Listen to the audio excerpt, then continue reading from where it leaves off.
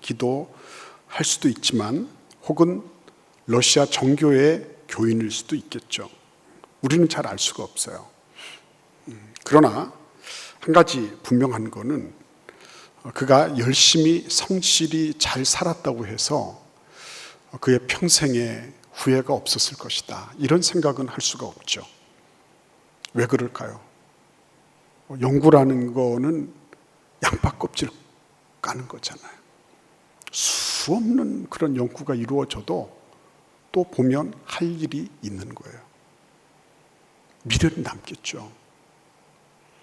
그가 열심히 살았다고 했지만, 그러나 그가 정말 아마 그냥 1점 후회할 것이 없도록 완벽하게 살았다, 그럴지는 못할 거예요.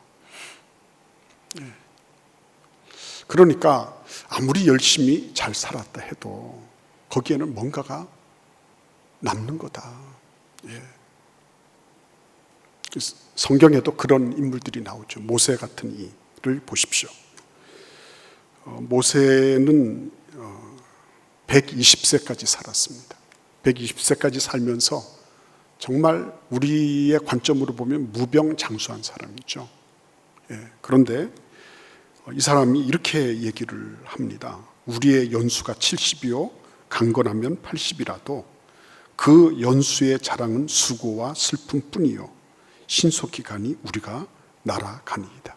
시편 90편 10절에서 그렇게 말씀하고 있어요. 그 기도가 그렇습니다. 우리가 신속기간이 날아갑니다. 우리가 비행 물체도 아닌데 모세의 입장에서 볼 때 우리가 그냥 신속하게 간다는 거죠. 그러면서 남는 게 뭐라고요? 수고와 슬픔뿐이라고 했어요. 신명기 34장 7절에 모세에 대해서 이렇게 묘사하고 있습니다. 모세가 죽을 때 나이 120세였으나 그의 눈이 흐리지 아니하였고 기력이 쇠하지 아니하였다. 120세가 됐는데도 불구하고 그는 노화를 경험하지 않았어요. 시력도 그대로였고요, 기력도 청년들과 같았습니다. 그러니까 그 높은 느보산도 오르고 했겠죠. 그럼에도 불구하고 그에게 남아있는 건 뭐라고요? 수고와 슬픔뿐이라고 그랬어요. 건강하면 다 되고 뭐니 해도 건강하면 그게 최고다. 맞아요. 그러나 그것만이 다는 아니에요.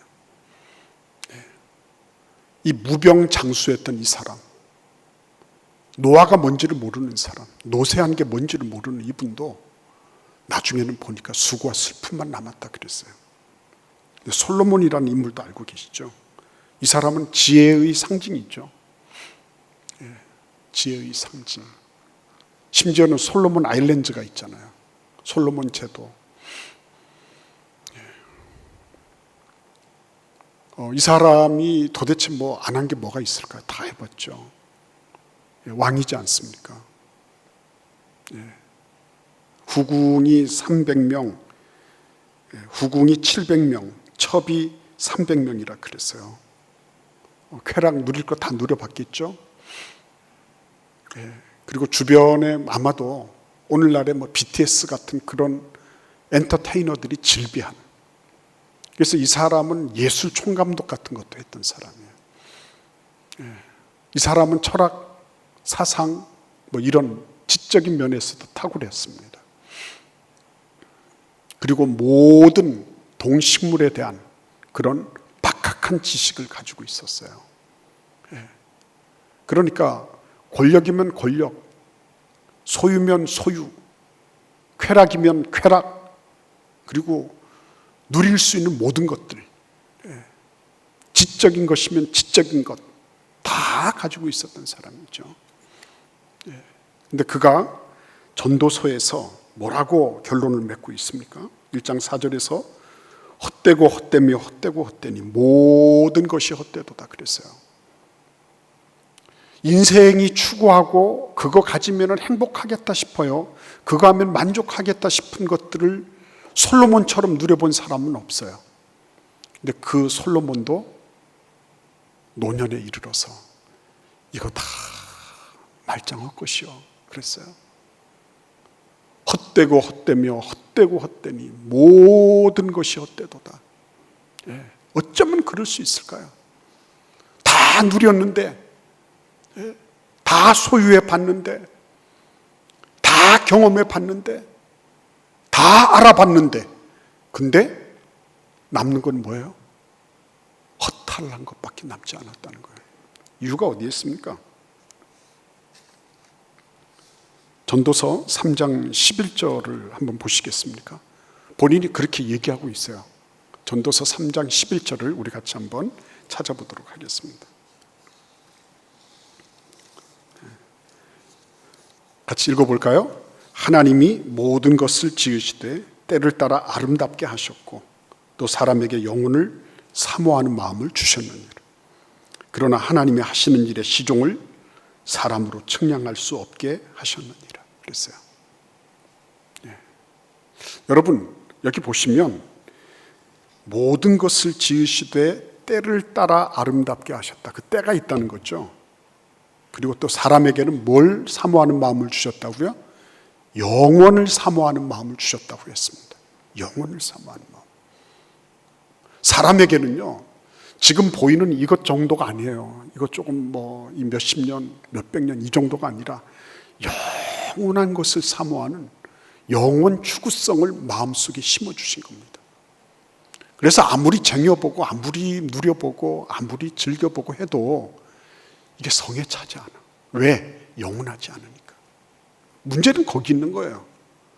내가 이것저것 다 해봤는데 왜 이렇지? 왜 이렇지? 이유는 영원성이 없기 때문이에요. 그러니까 어중간하게 이렇게 즐기고 이러는 사람들은 몰라요, 그거를.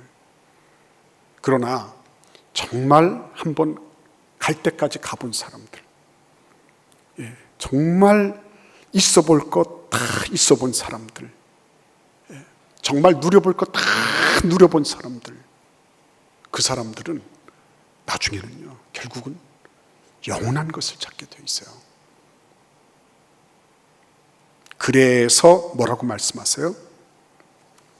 세월을 아끼라고 말씀하고 있는 겁니다. 기회를 사라는 겁니다. 기회를 사라. 이 말은 근본적으로 상인들이나 무역하는 사람들이 어떤 물건을 어떻게 해야지 나한테 제일 이득이 되겠다, 이런 거를 면밀하게 살피는 거죠. 마찬가지로 기회를 산다는 말은 내가 이 시간을 어디에 투자할 건지를 아는 거야. 내가 무엇을 위해서 이 시간을 써야 될지를 이 상인이, 무역상이 물건을 고르고 아이템을 선택하는 것과 마찬가지로 그렇게 면밀하게 조사해서 그것을 산다는 것입니다. 대표적인 인물이 계시죠. 예수님. 예수님은 어떻게 하셨죠? 예수님은 돌아가실 때 다 이루었다 그러셨어요. 다 이루었다. 다 이루었다. 예수님은 여한이 없으셨습니다. 33년 세월을 사시면서 내가 이걸 못했구나, 저걸 못했구나, 아니면은 내가 이걸 더 했어야 됐는데 하지를 못했구나, 이러지 않으셨어요. 아주 홀가분하고 아주 다 이루었다 이렇게 선언하시면서 하늘나라 올라가셨어요. 근데 그렇게 할 수 있었던 이유가 어디에 있을까요? 그렇게 할 수 있었던 이유가 뭡니까? 다른 데 없죠. 예수님이 하셨던 건 딱 한 가지예요. 요한복음 6장 38절에서 내가 하늘에서 내려온 것은 내 뜻을 행하려 함이 아니요 나를 보내신 이의 뜻을 행하려 함이니라 그러셨어요. 예수께서 이 땅에 존재하신 목적은 딱 한 가지, 나를 보내신 하나님의 뜻을 이루는 것이다 그러셨어요. 히브리서 10장 7절에도 예수님을 가리켜 이렇게 기록하고 있습니다. 이에 내가 말하기를 하나님이여 보시옵소서, 두루마리 책에 나를 가리켜 기록한 것과 같이 하나님의 뜻을 행하려 왔나이다 하시니라. 하나님의 뜻을 행하는 거예요. 이것도 하고 저것도 하고, 그죠? 때가 악하다는 것은 단순하게 극악한 무도한 무리가 많아진다는 것만 아니에요. 우리를 원래의 트랙에서 우리가 하나님의 뜻을 행해야 되는 정도에서 우리를 분산시키고 우리를 흐트러뜨리고 우리가 엉뚱한 길을 걷도록 하는 유혹의 세력도 그만큼 많아진다는 거예요.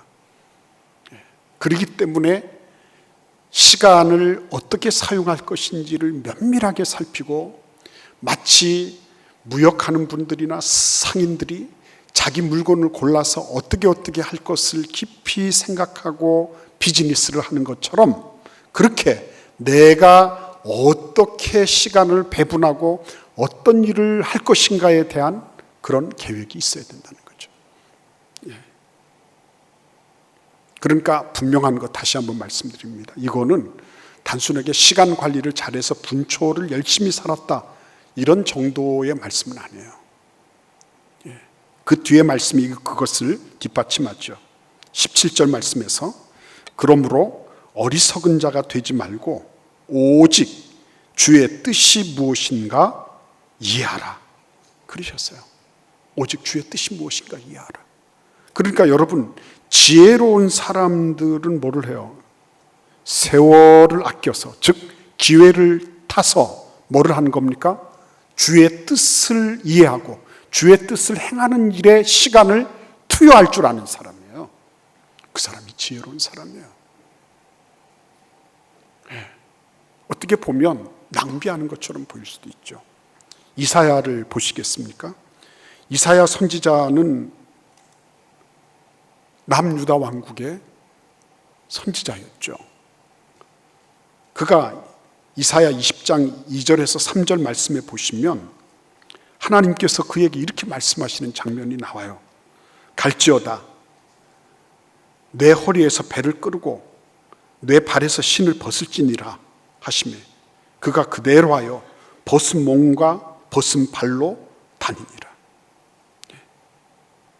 여호와께서 이르시되 나의 종 이사야가 3년 동안 벗은 몸과 벗은 발로 다니며 애굽과 쿠스에 대하여 징조와 예표가 되었느니라. 애굽과 쿠스가 이렇게 벗은 몸 벗은 발과 같이 헐벗고 그리고 부끄러움과 수치를 당하게 될 것이다 라고 하는 것을 실물 모델로 제시하신 분이 이사야였어요. 이사야는 나체로 3년 동안 다녔어요. 맨발로 다녔습니다. 선지자 체면이 어떻게 됐을까요? 그가 왕족이었을 거라 그러는데 체면 말이 아니죠. 그 시간 동안에 선지자 역할은 제대로 했을까요? 아니죠. 못하죠. 누가 그 말을 들으려고 하겠습니까? 그렇죠? 사람들마다 뭐라 그래요? 미친놈이라 그럴 거 아니겠습니까? 하나님 예언한다고 선지자라고 그러더니 완전히 돌아버렸구나 이렇게 말하지 않겠어요? 그 3년은 어떻게 합니까? 집에 간들 인정을 받겠습니까? 사회에서 누가 받아주겠습니까? 근데 이사야가 한 건 뭐예요? 하나님이 명령하셨기 때문에 그 뜻을 따라 행한 거예요. 인간적으로 보면 낭비죠. 인간적으로 보면 그것처럼 정말 이건 아니다 싶은 일이 없잖아요. 하나님이 왜 이렇게 비합리적으로 이렇게 한 사람을 완전히 이 세상에서 매장시키는 것 같은 이런 일들을 하실까? 이런 느낌이 들지 않습니까? 근데 이사야는 그 일을 해냅니다. 세례 요한 같은 분은 어때요? 세례 요한은 요한복음 3장 30절 말씀에 보시면 예수님에 대해서 이렇게 말합니다. 그는 흥하여야 하겠고 나는 쇠하여야 하리라. 세례 요한은 자기 자신의 사명, 자기 자신이 왜 거기에 존재하는지 알았어요. 그래서 수많은 사람들이 예수님과의 경쟁 관계 속에서 라이벌 의식 속에서 세례 요한을 봤는데 세례 요한은 그것을 이런지하에 거부합니다. 그리고 그분은 흥하여야 하겠고 그분은 점점 확장되어야 하겠고 나는 점점 축소되어야 할 것이다. 그렇게 얘기했어요. 하나님의 뜻이 어디에 있는지를 알고 있었던 사람이죠. 괜히 요단강 강에 예수님이 많이 모여들었어요. 그쪽에 사람들이 더 많이 갔습니다. 그래? 야, 우리도 더 많이 모여봐. 야, 누구 가수도 부르고 누구 배우 탤런트도 부르고 해봐. 그래가지고 우리도 한번 좀 모아보자. 이렇게 하지 않았어요. 세례 요한은 그는 흥하여야 하겠고 나는 쇠하여야 하리라. 예수님은 세례 요한을 이렇게 평가하셨어요. 마태복음 11장 11절에서 내가 진실로 너희에게 말하노니 여자가 낳은 자 중에 세례 요한보다 큰 이가 일어남이 없도다. 그러셨어요. 여자가 낳은 자 중에 세례 요한보다 큰 이가 없다. 그랬었습니다. 예수님은 세례 요한을 위대한 하나님의 사람으로 그렇게 자리매김하셨던 거예요. 그런데 이 세례 요한이 그렇게 해놓고 어떻게 죽었죠? 그냥 말 한마디 잘못해서 죽은 것 되잖아요. 자기 동생 빌립의 아내를 취했다고요. 제수를 취해가지고 자기 아내로 삼은 겁니다. 그래서 세례 요한이 잘못됐어요. 그거 그렇게 하면 안 됩니다. 이 말 한마디 했잖아요. 근데 헤롯이 투옥을 시키고 그리고 헤로디아의 딸이 막 춤을 춰가지고 그냥 간장을 다 녹였던 모양이에요. 그래서 네가 너 뭘 원하니? 해서 세례 요한 목을 원합니다. 그래서 똥강 잘라가지고 갔어요. 허무하죠. 그렇죠? 어떻게 보면 정말 참 쓸모없는 죽음을 당한 것처럼 보여요. 그런데 그렇지 않았어요. 언뜻 보면 예수님보다 6개월 앞서 있어서 좀 더 예수님은 십자가에 돌아가시더라도 세례 요한은 더 오랫동안 더 많이 사역도 할 수 있었을 거다 이렇게 생각하지만 본인 자신은 그렇게 여기지 않았어요. 나는 예수님의 전구자, 앞에서 뛰어가는 사람, 예수님의 선구자로서 내 역할을 하는 거다 이렇게 이해했던 게 틀림이 없어요. 그래서 기탄 없이 사회 문제에 대해서도 이의를 제기하고 헤롯의 영린을 건드렸던 거죠. 그럼에도 불구하고 세례 요한은 정말 위대한 예수 그리스도의 선구자의 역할을 잘 감당했던 인물로 성경은 묘사하고 있는 거야. 자, 그러면 우리가 생각해 봐야 돼요. 오늘 세월을 아끼라 이 말이 기회를 사라라는 말 아니겠습니까? 기회를 사는 거예요. 어떤 기회요? 하나님의 뜻을 이해해서 내가 그 하나님의 뜻을 이행하는, 그 하나님의 뜻을 내가 순종하는 그런 기회를 사는 거예요. 그게 겉으로 볼 때는 3년 동안 허송세월한 것처럼 보여요. 겉으로 볼 때는 저 사람 비명에 횡세했다고 이렇게 볼 수 있어요. 그러나 그게 아니고 그게 뭐예요? 결국은 영원하신 하나님의 나라와 연결되는 과정이라는 거예요. 우리 같이 한번 요한 1서 말씀을 읽도록 하겠습니다. 요한 1서 2장 읽어보도록 하겠습니다. 17절 말씀입니다. 요한 1서 2장 17절입니다. 같이 읽어보겠습니다. 이 세상도 그 종력도 지나가되 오직 하나님의 뜻을 행하는 자는 영원히 거하느니라. 오직 하나님의 뜻을 행하는 자는 영원히 거하느니라. 그러니까 여러분, 제일 많이 남는 시간, 제일 이런 말씀 드려서 그런데 수지 맞는 시간이 뭘까요? 하나님의 뜻을 행하는 그 시간이에요. 왜? 영원하게 전체 영원성을 확보하는 시간이기 때문에 그런 거예요. 나는 그렇게 위대한 선지자가 아닙니다. 나는 목사도 아니고 장로도 아니고 나는 평신도예요. 이러는 분들도요, 여기에서 비껴날 수가 없어요. 왜 그런지 아십니까? 누구든지 다 하나님의 뜻을 이루라고 부르심을 입었기 때문에. 그러니까 여러분, 기회를 사는데 어떤 기회를 사야 돼요? 영원하신 하나님의 뜻을 행하는 거, 그 기회를 사야 돼요. 하나님의 뜻을 한번 살펴볼까요? 우리 같이 한번 데살로니가 전서 말씀을 읽어보도록 하겠습니다. 데살로니가 전서 5장 16절에서 18절까지 말씀을 같이 읽어보도록 하겠습니다. 같이 읽어보겠습니다. 항상 기뻐하라, 쉬지 말고 기도하라. 범사에 감사하라. 이것이 그리스도 예수 안에서 너희를 향하신 하나님의 뜻이니라. 아멘. 그 다음에 그 앞에 4장 3절도 읽어보겠습니다. 4장 3절, 데살로니가전서 4장 3절입니다. 같이 읽겠습니다. 하나님의 뜻은 이것이니 너희의 거룩함이라. 곧 음란을 버려라 그랬어요. 하나님의 뜻은 이것이니 너희의 거룩함이라. 기회가 있을 때마다 우리가 추구해야 될 게 뭐예요? 우리가 잘 고려하고 생각해서 우리가 꼭 획득해야 될 게 뭡니까? 거룩성. 거룩한 거예요.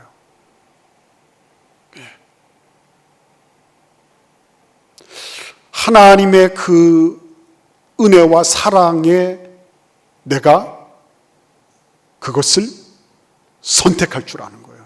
그게 지혜로운 거예요. 그게 영원한 것입니다. 내가 기회가 되면 될수록 항상 기뻐하라. 쉬지 말고 기도하라. 범사에 감사하라. 가정에서든지 직장에서든지 내가 비록 내 감정은 그렇지 않아요. 그러나 예수 그리스도께서 나를 책임져 주시는 것을 알아요. 감사함으로 기뻐하고 내 마음이 정말 울적하고 힘들 때 그때 내가 기회를 사서 똑같은 시간이지만 그 기회를 사서 내가 기도하러 가요. 하나님 앞에 기도합니다. 하나님 내 마음이 이래요.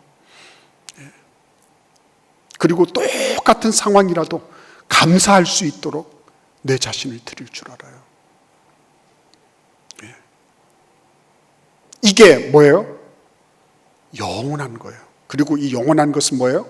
시간의 그런 시간이 가지고 있는 한계와 제한성을 무너뜨리고 그리고 승리하는 길이에요. 내가 왜 여기 있나? 아, 이거는 하나님의 뜻을 행하라고 있는 거구나. 그죠? 그래서 누구 힘든 이들을 보면 아, 내가 이 일을 위해서 하나님의 뜻을 어떻게 행할 것인가 이거 생각할 줄 아는 거. 그 사람이 지혜로운 사람이에요. 그 시간이 영혼과 있다는 시간이에요. 오늘 우리의 삶 속에 세월을 아껴라. 때가 악하니라. 그런즉 하나님의 뜻이 무엇인지 이해하라. 이해해라. 하나님께서 반드시 은혜 주실 줄 믿습니다. 여러분의 생애 속에 아, 나는 이해가 안 돼요. 저도 그랬다니까요. 우리 집사람 말하는 것도 때로는 이해 안 될 때도 있어요. 왜 그럴까? 근데 뭐 저만 그렇겠어요. 우리 집사람은 우리 남편이 얘기하는 거 나도 이해 못하겠다. 이럴 때가 있을까요? 없을까요? 있어요, 여러분. 근데 어떻게 하는 거예요? 해보면 알게 돼요. 해보면. 그러니까 성경은 내가 먼저 그걸 위해서 행동으로 옮겨보면 그 다음에 이해하게 되는 거예요. 베드로가 그물 던지고 난 다음에 예수 그리스도를 알게 되잖아요. 그렇죠? 모든 게 그래요. 내가 먼저 해보고 나면 그 다음에 차근차근하게 이해가 되는 거예요. 하나님께서 우리의 삶 속에 내가 알고 있는 대로 던지는 거죠. 내가 알고 있는 대로 하나님의 뜻을 이행하는 거죠. 그리고 나면 그때부터 하나님이 한 걸음 한 걸음 더 우리의 이해의 폭을 넓혀주시는 것을 우리는 배우게 될 거예요. 그래서 오늘도 우리의 삶 속에 그냥 허투루 지나가는 생물학적으로는 살아있으나 영적으로는 아무런 능력도 없고 이제 어느 땐가 매장되기를 기다리는 그런 삶이 아니라 오늘도 영적으로 내가 이런 자리에서 하나님이 나를 보내신 목적이 뭘까? 내가 이곳에서 하나님의 뜻을 이루어야지. 아버지의 뜻을 내가 반영하는 삶을 살아야지. 이렇게 되는 그런 놀라운 축복이 있는 나날이 되시기를 기원합니다. 기도하겠습니다.